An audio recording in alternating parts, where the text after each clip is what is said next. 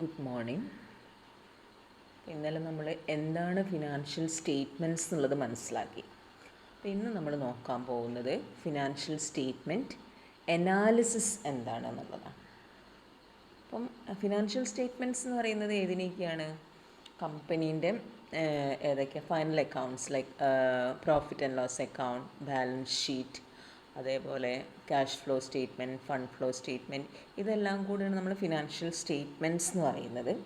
അപ്പോൾ ഈ financial statement analyse ചെയ്യുക എന്ന് പറഞ്ഞാൽ it is A study of relationship among various factors in a business as disclosed by financial statements of a firm. അപ്പോൾ financial സ്റ്റേറ്റ്മെൻറ്റ്സിൽ എന്തുണ്ടാവും? It contains a lot of accounting figures and data. അപ്പോൾ ആ figures മാത്രം അവിടെ ഉണ്ടായെന്ന് വെച്ചിട്ട് ഞാൻ ഇന്നലെ പറഞ്ഞല്ലോ, ദേ ആർ ഡം, അതായത് അതിനെക്കൊണ്ട് വലിയൊരു ഉപകാരമൊന്നുമില്ല. They cannot speak themselves. അപ്പം if we analyse the financial statements we can draw conclusions from them. അതായത് കൃത്യമായിട്ട് അത് അനലൈസ് ചെയ്യുകയാണെങ്കിൽ നമുക്ക് എന്ത് ചെയ്യാം? അതിൽ നിന്ന് ഓരോ കൺക്ലൂഷൻസ് അല്ലെങ്കിൽ ഇൻ്റർപ്രിറ്റേഷൻസിൽ എത്താൻ പറ്റും. അപ്പോൾ on the basis of these conclusions it is possible to understand more about the business. Okay, so it is very necessary to analyze financial statements in order to understand more about profitability and financial position of the business. അപ്പോൾ ഇങ്ങനെ കൂടുതൽ പഠിക്കാൻ വേണ്ടിയിട്ട് ബിസിനസ്സിൻ്റെ profitability അല്ലെങ്കിൽ financial പൊസിഷനെ കുറിച്ചിട്ട് കൂടുതൽ അറിയാൻ വേണ്ടിയിട്ടാണ് നമ്മൾ എന്ത് ചെയ്യുന്നത്? ഫിനാൻഷ്യൽ സ്റ്റേറ്റ്മെൻറ്റ്സ് അനലൈസ് ചെയ്യുന്നത്. അപ്പോൾ ഈ അനാലിസിസ് എന്ന് പറഞ്ഞിട്ടുണ്ടെങ്കിൽ the term financial analysis is also known as analysis and interpretation of financial statements. അതിൻ്റെ മീനിങ് എത്ര മാത്രമേ ഉള്ളൂ. It is the process of determining financial strengths and weaknesses of the firm by establishing strategic relationship between the items of balance sheet, profit and loss account and other operative data. മനസ്സിലായല്ലോ? അപ്പോൾ എന്തിനു വേണ്ടിയിട്ടാണ് ഇങ്ങനെ financial statement analyse ചെയ്യുന്നതെന്ന് ചോദിച്ചാൽ the purpose is to diagnose the information contained in the financial statements so as to judge the profitability and financial soundness of the firm. നമ്മളിപ്പോൾ ഒരു വ്യക്തിനെ diagnose ചെയ്യുന്നത് ഇപ്പോൾ എന്തൊക്കെയാണ് രോഗങ്ങൾ കണ്ടെത്താൻ വേണ്ടിയിട്ടാണ്. ഇപ്പം ബോഡി ഇതാക്കുന്നുണ്ടെങ്കിൽ അതേപോലെ തന്നെ ഫിനാൻഷ്യൽ സ്റ്റേറ്റ്മെൻറ്റ് ഡയഗ്നോസ് ചെയ്യുന്നത് എന്തിനു വേണ്ടിയിട്ടാണ്? To judge the profitability and financial soundness of the firm. But just like a doctor examines his patient by recording his body temperature, BP, etc. before making his conclusion regarding the illness and before giving his treatment, financial analysis എന്ന് പറയുന്നതും എന്ത് തന്നെയാണെന്നാണ് പറയുന്നത്?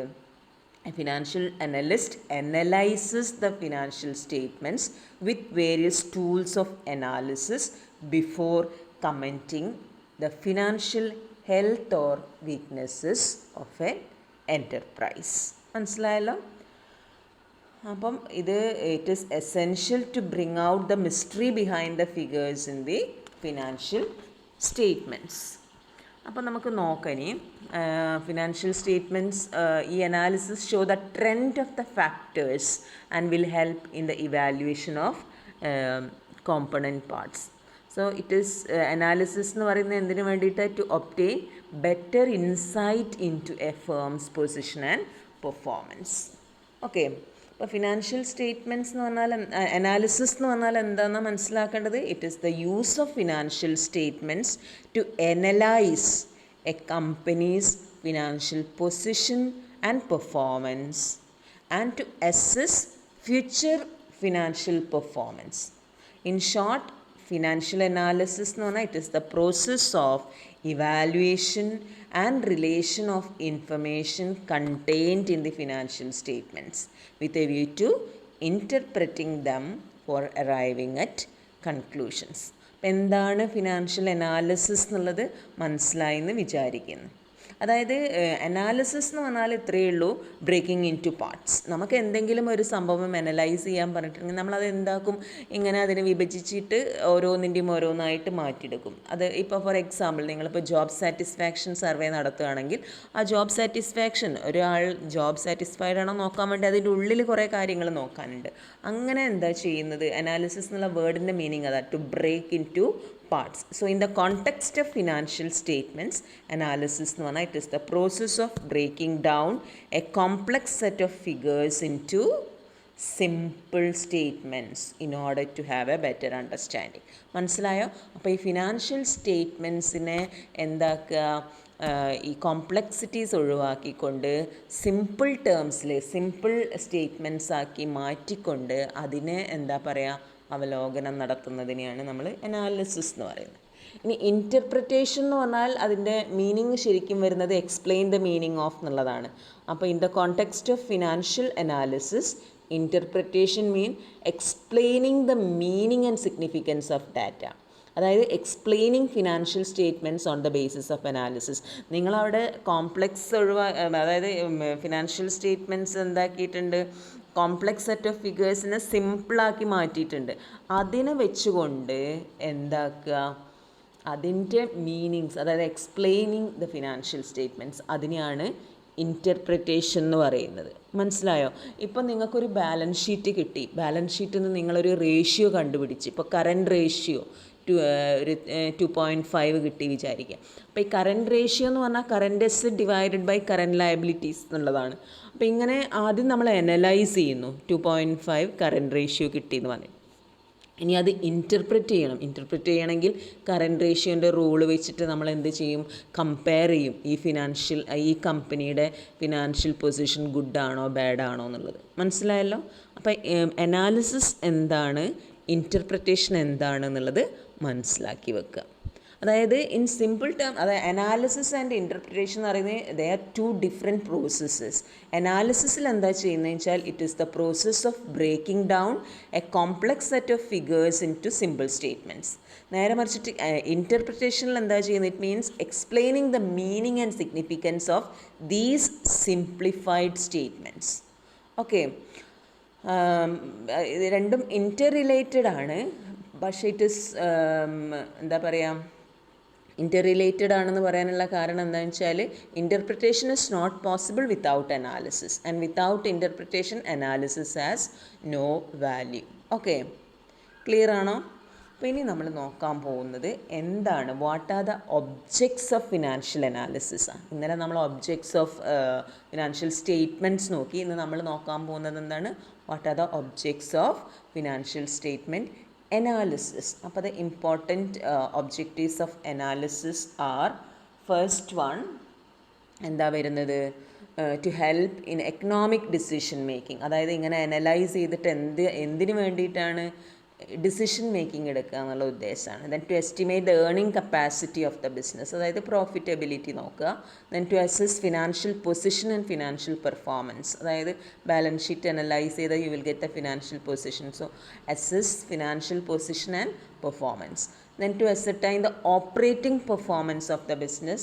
Then to determine solvency and liquidity of the business. ഇതൊന്നും ഞാൻ കൂടുതൽ explain ചെയ്യേണ്ട ആവശ്യമില്ല, കാരണം സോൾവൻസി, പ്രോഫിറ്റബിലിറ്റി, ലിക്വിഡിറ്റി എന്നൊക്കെ പറഞ്ഞാൽ നിങ്ങൾക്കറിയാം.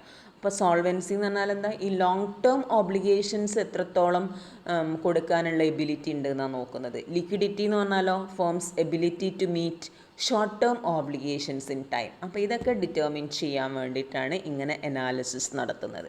Then to determine the debt paying capacity of the firm. Company ഇപ്പം ബോറോ ചെയ്തിട്ടുണ്ട്, ലോൺ ഫ്രം ബാങ്ക്, അപ്പോൾ ഇത് കൊടുക്കാനുള്ള കപ്പാസിറ്റി ഉണ്ടോ, debt paying capacity. Then to decide about the future prospects of the firm. Then to make inter-firm comparison and also to measure managerial efficiency of the firm. Okay, so these are the objectives of financial statement analysis.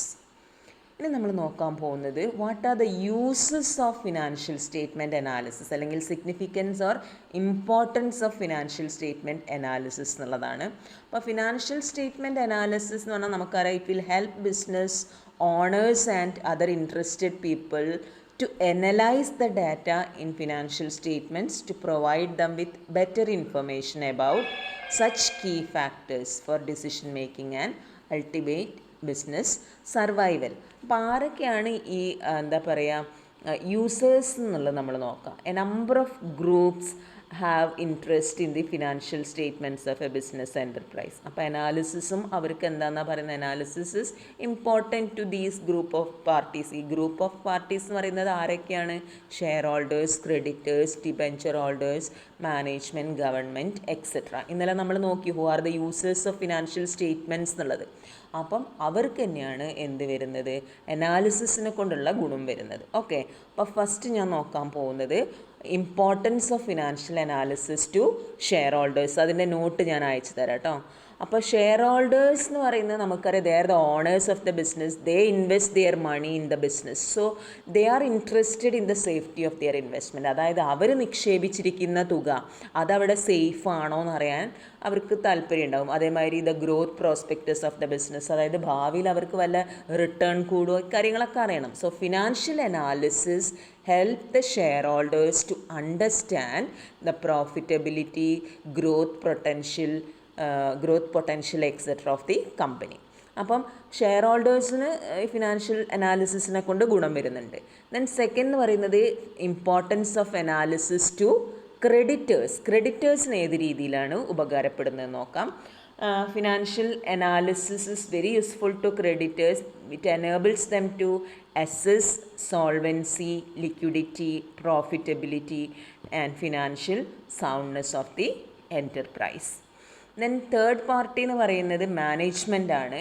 മാനേജ്മെൻറ്റിന് ഏത് രീതിയിലാണ് ഈ analysis help ആവുന്നതെന്ന് വെച്ചാൽ, management അതായത് this helps the management in reaching conclusions regarding the overall operations of business. അതായത് it enables the management to see that the resources of the firm are used most effectively and efficiently and that the firm's financial position is sound. അപ്പം മാനേജ്മെൻറ്റിന് അറിയേണ്ടത് മാനേജ്മെൻറ്റിൻ്റെ അതായത് എല്ലാം maximum utilise ചെയ്യുന്നുണ്ടോ resources, അതേപോലെ ഫേമിൻ്റെ financial position സൗണ്ടാണോ, ഇങ്ങനെയുള്ള കാര്യങ്ങളൊക്കെ അറിയാം. അപ്പോൾ financial analysis provides valuable information in decision making. And another party is employees and trade unions. അവർ ഏത് രീതിയിലാണ് ഉപയോഗപ്പെടുത്തുകയെന്ന് വെച്ചാൽ, through financial analysis it is possible for the employees and trade unions to assess the profitability and financial strength of the firm. അപ്പോൾ പ്രോഫിറ്റബിലിറ്റിയും financial സ്ട്രെങ്ത്തും കണ്ടു കഴിഞ്ഞിട്ടുണ്ടെങ്കിൽ they can understand their welfare. അതായത് എംപ്ലോയീസിന് മനസ്സിലാക്കാൻ പറ്റും എത്രത്തോളം ഉണ്ട് അവരുടെ ജോബ് സെക്യൂരിറ്റി. ഇനി ട്രേഡ് യൂണിയൻസിന് വേണമെങ്കിൽ കൂടുതൽ വേജസ് ബാർഗെയിൻ ചെയ്യാനുള്ളൊരു അവസരം കൂടിയാണ് ഇങ്ങനെ ഫിനാൻഷ്യൽ സ്റ്റേറ്റ്മെൻറ്റ് അനാലിസിസ് നടത്തി കഴിഞ്ഞാൽ. Better remuneration, better working condition, job security etcetera. And the last one ഗവൺമെൻറ്റാണ് പറയുന്നത്. Importance of financial analysis to government എന്ന് പറഞ്ഞിട്ടുണ്ടെങ്കിൽ, the government can collect vital information about business enterprises through financial analysis. അതായത് ഈ information base ചെയ്തിട്ടാണ് government can prepare national plans and annual budgets. So the information is also useful in formulating taxation policies, monetary policies, trade policies etcetera. അപ്പോൾ ഗവൺമെൻറ്റിനും ഈ അനാലിസിസിനെ കൊണ്ട് മെച്ചമുണ്ട്. മനസ്സിലായല്ലോ? അപ്പോൾ financial analysis എന്ന് പറഞ്ഞാൽ it helps to understand the liquidity position, solvency position, credit policy, amount of working capital etc. of business enterprises. അപ്പോൾ financial analysis provides information for the benefit of all parties concerned എന്നാണ്. അപ്പോൾ ഈ പറയുന്ന എല്ലാ കൂട്ടർക്കും financial അനാലിസിസിനെ കൊണ്ട് benefit ഉണ്ട്. മനസ്സിലായല്ലോ? ഇനി നമ്മൾ നോക്കാൻ പോകുന്നത് what are the limitations of financial analysis എന്നുള്ളതാണ്. ഓക്കെ, അപ്പോൾ ഫിനാൻഷ്യൽ സ്റ്റേറ്റ്മെൻറ്റ്സിൻ്റെ അതായത് അനാലിസിസിനെ കൊണ്ട് കുറേ ഗുണങ്ങളുണ്ടെങ്കിൽ കൂടി ഇറ്റ് ഹാസ് സം ലിമിറ്റേഷൻസ്. അതെന്തൊക്കെയാണെന്ന് നോക്കാം. First point, സഫേഴ്സ് from limitations of financial statements. അതായത് ഫിനാൻഷ്യൽ അനാലിസിസ് എന്ന് പറയുന്നത് എന്താണ്, ഫിനാൻഷ്യൽ സ്റ്റേറ്റ്മെൻറ്റ് അത്രയും ആക്യുറേറ്റ് ആണെങ്കിൽ അത് അനലൈസ് ചെയ്തിട്ട് കാര്യമുള്ളൂ. മനസ്സിലായല്ലോ. ഈ financial statement suffers from a number of weaknesses അറിയാലോ. So analysis based on such statements also suffers from such limitations. ഒരു ആക്യുറേറ്റ് അല്ലാത്തൊരു റിലയബിൾ അല്ലാത്തൊരു ഫിനാൻഷ്യൽ സ്റ്റേറ്റ്മെൻറ്റ് അനലൈസ് ചെയ്തിട്ട് it has of no use എന്നാണ് പറയുന്നത്. Okay. Second one, ignore price level changes. നമ്മളിപ്പം financial statement analysis നടത്തുക നമുക്കറിയാം അതൊരു സ്റ്റാറ്റിക് സ്റ്റേറ്റ്മെൻ്റ് ആണ്.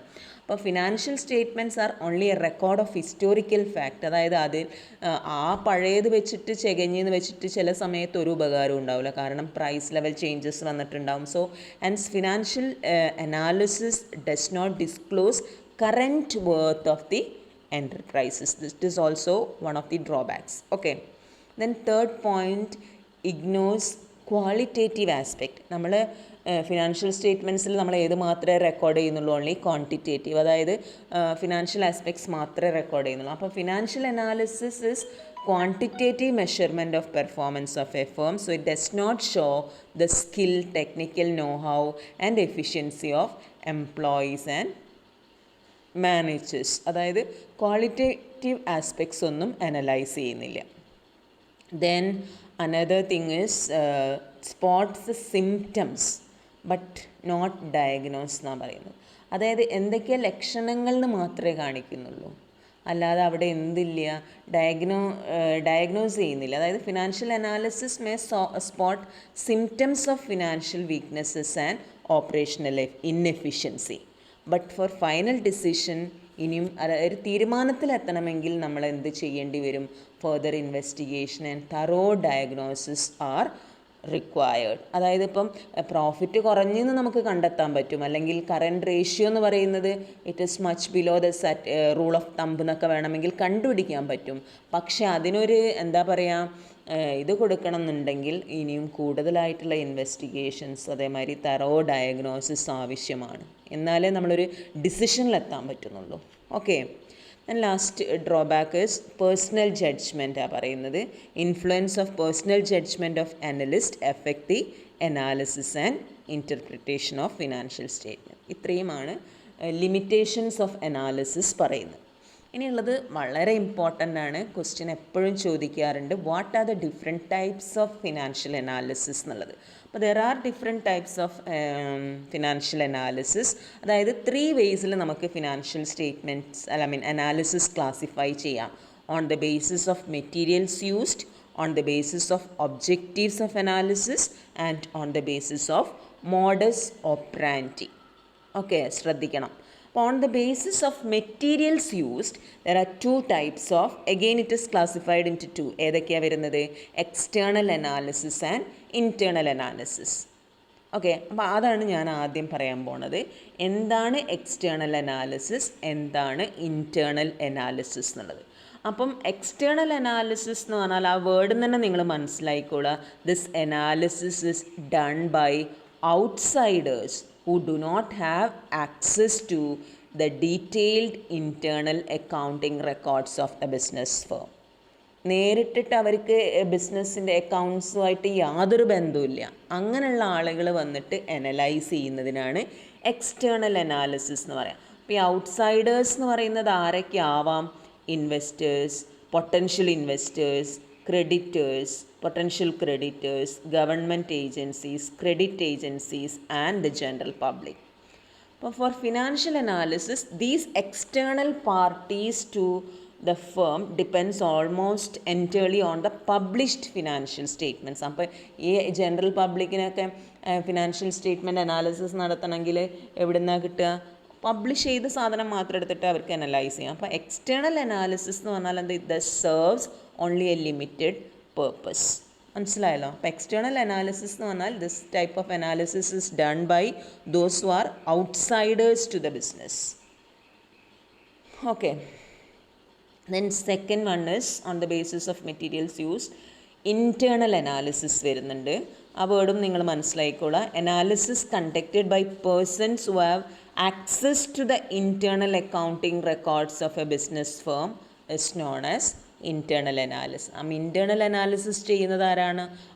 ഇൻറ്റേർണൽ പേഴ്സൺസ്, അതായത് ബിസിനസ്സിൽ തന്നെ ഈ അക്കൗണ്ടിങ് റെക്കോർഡ്സുമായിട്ട് ഡയറക്റ്റ് ആക്സസ് ചെയ്യുന്ന ആളുകളാണ് ചെയ്യുന്നത്. So such an analysis can therefore be performed by executives and employees of the organisation and as well as government agencies which have statutory powers vested with them. Okay, so financial analysis for managerial purpose is the internal type of analysis and that can be affected depending upon the purpose to be achieved. അപ്പോൾ internal analysis എന്താണെന്ന് മനസ്സിലായല്ലോ. ആരാ ചെയ്യുന്നത്? This is done by those who are internally related to the business concern. അപ്പോൾ അതാണ് first classification വരുന്നത്, on the basis of materials used. Then second classification is on the basis of objectives of the analysis. On the basis of objectives of analysis, again analysis can be of two types, short term analysis and long term analysis. Short term analysis എന്ന് പറഞ്ഞാൽ എന്താ? It is made to determine the short term solvency, liquidity and earning capacity of the business. അതായത് this analysis is to know whether the business will have adequate funds available for its short term requirements. അതായത് ഈ ചെറിയ കാലത്തേക്കുള്ള ആവശ്യങ്ങൾക്കുള്ള കാശ് അത് meet ചെയ്യാനുള്ള ഫേമിൻ്റെ ability check ചെയ്യാൻ വേണ്ടിയിട്ടാണ് short term analysis നടത്തുന്നത്. ഈ ലോങ് ടേം അനാലിസിസ് എന്ന് പറഞ്ഞാലോ, ഇപ്പോൾ കമ്പനീൻ്റെ ഒബ്ജക്റ്റീവ് എന്നാണ് to determine the long term solvency, stability and future earning capacity. ആ പർപ്പസ് മീറ്റ് ചെയ്യാൻ വേണ്ടിയിട്ട്, അതായത് the purpose of this analysis is to know whether the business will be able to earn sufficient amount of rate of return on investment in the long run so as to provide funds for future growth, expansion, etc. Okay, അപ്പോൾ on the basis of objective ഏതൊക്കെയാണ് വരുന്നത്? Short term and long term analysis. Last one is very very important, on the basis of modus operandi. Modus operandi എന്ന് പറഞ്ഞാൽ mode of operation. On the basis of mode of operation, two types of analysis are there, horizontal analysis and vertical analysis. അപ്പോൾ ആദ്യം നമ്മൾ horizontal analysis എന്താണെന്നുള്ളതാണ് നോക്കാൻ പോകുന്നത്. Okay, horizontal analysis എന്ന് പറഞ്ഞാൽ എന്താ? Comparison of financial data of a company four several years. Horizontal line ഓർക്കുക മനസ്സിൽ. എങ്ങനെയാണ് നമ്മൾ വരയ്ക്കുക ഹൊറിസോണ്ടൽ ലൈൻ? അപ്പം ഹൊറിസോണ്ടൽ എന്ന് പറഞ്ഞിട്ടുണ്ടെങ്കിൽ നേരെ വരുന്നതാണ് അല്ലേ. അപ്പോൾ ഈ ഹൊറിസോണ്ടലിൽ നമ്മൾ വരുന്നത് എങ്ങനെയാണ്? Comparison of financial data of a company for severally. ഒരു കമ്പനീൻ്റെ തന്നെ നമ്മൾ കുറേ കാലത്തേക്ക് പഠിക്കുക. കഴിഞ്ഞൊല്ലത്തെ ഫിനാൻഷ്യൽ സ്റ്റേറ്റ്മെൻറ്റ്സ് എടുക്കും, അതിൻ്റെ മുമ്പത്തത് എടുക്കും, അങ്ങനെ പഠിക്കുന്നതിനെയാണ് നമ്മൾ അനലൈസ് ചെയ്യുന്നതിനെയാണ് ഹൊറിസോണ്ടൽ അനാലിസിസ് എന്ന് പറയാം. ഓക്കെ, അപ്പോൾ the figures for this type of analysis R presented horizontally over A number of columns. അപ്പോൾ the figures of various years are compared with standard or base year. അപ്പോൾ ഒരു base year choose ചെയ്യും. Usually it is the beginning of the year. ആ base year ആയിട്ട് ഓരോ വർഷത്തെ data compare ചെയ്യും, കൂടുകയാണോ, അതായത് ട്രെൻഡ് എങ്ങനെയാണെന്ന് അറിയാൻ വേണ്ടിയിട്ട്, whether it increases or decreases എന്നറിയാൻ വേണ്ടിയിട്ട്. So this analysis is also known as dynamic analysis as it is based on the data from year to year rather than data of any one year. അപ്പോൾ dynamic analysis എന്നും പറയുന്നുണ്ട്. കാരണം കുറേ വർഷത്തെ data എടുത്തിട്ടാണ് നമ്മൾ പഠിക്കുന്നത്, അല്ലാണ്ട് ഒരൊറ്റ വർഷത്തെ ഡാറ്റ മാത്രമല്ല. മനസ്സിലായല്ലോ? ഇനി ഈ ഹൊറിസോണ്ടൽ അനാലിസിസിനെ കൊണ്ടുള്ള ഗുണം എന്താണെന്ന് വെച്ചാൽ it makes it possible to focus attention on items that have changed significantly during the period under review. അപ്പോൾ ഇങ്ങനെ കുറേ പീരീഡിൻ്റെ ഡാറ്റ കമ്പയർ ചെയ്തിട്ടുണ്ടെങ്കിൽ, ബേസ് ഇയർ ആയിട്ട് കമ്പയർ ചെയ്യുകയാണെങ്കിൽ it may show A trend developing, അതായത് എങ്ങനെയുള്ള ട്രെൻഡാണ് കാണിക്കുന്നത് എന്നുള്ളത് കാണിക്കാം. അപ്പോൾ ഇതിന് എക്സാമ്പിൾസ് ചോദിച്ചിട്ടുണ്ടെങ്കിൽ കമ്പാരിറ്റീവ് സ്റ്റേറ്റ്മെൻറ്റ്സും ട്രെൻഡ് പെർസെൻറ്റേജസുമാണ് ഹൊറിസോണ്ടൽ അനാലിസിസിന് യൂസ് ചെയ്യുന്ന രണ്ട് ടൂൾസ്. നമ്മൾ ഈ ചാപ്റ്ററിൽ അത് പഠിക്കുന്നുണ്ട്. ഏതൊക്കെയാണ് ഹൊറിസോണ്ടൽ അനാലിസിസിന് എക്സാമ്പിൾസ് ചോദിച്ചാൽ പറയേണ്ടത്? Comparative statements and trend percentages. Okay, ഇനി നമ്മൾ നോക്കാൻ പോണത് vertical analysis എന്താണെന്നുള്ളതാണ്.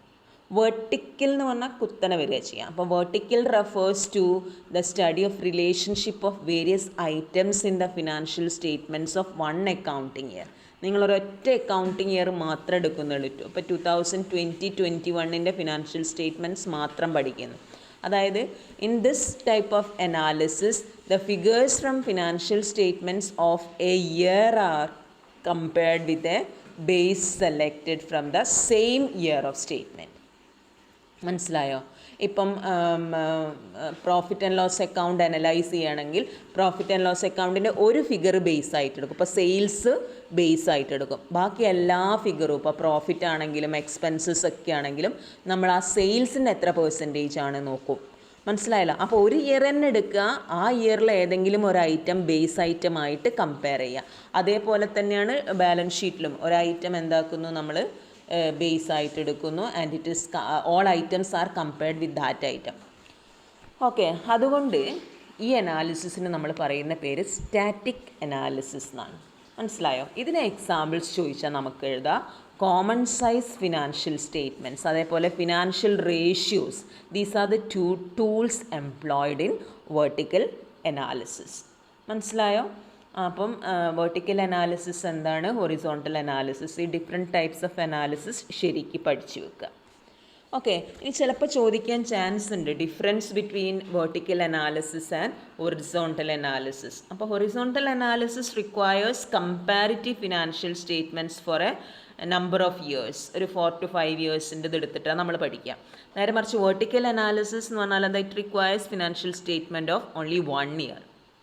Then horizontal analysis deals with same item of different periods. നേരെ മറിച്ചിട്ട് vertical analysis deals with different items of the same period. Then horizontal analysis provides information in absolute figures and percentages. അത് നിങ്ങൾ ഇത് ചെയ്യുന്ന സമയത്ത് പഠിക്കും കേട്ടോ. Horizontal അനാലിസിസിൽ നമ്മൾ കമ്പാരിറ്റീവ് ബാലൻസ് ഷീറ്റൊക്കെ പ്രിപ്പയർ ചെയ്യുന്ന സമയത്ത് മനസ്സിലാവും അവിടെ എന്ത് കാണിക്കുന്നുണ്ട്, ആബ്സല്യൂട്ട് ഫിഗേഴ്സും പെർസെൻറ്റേജസും കാണിക്കും.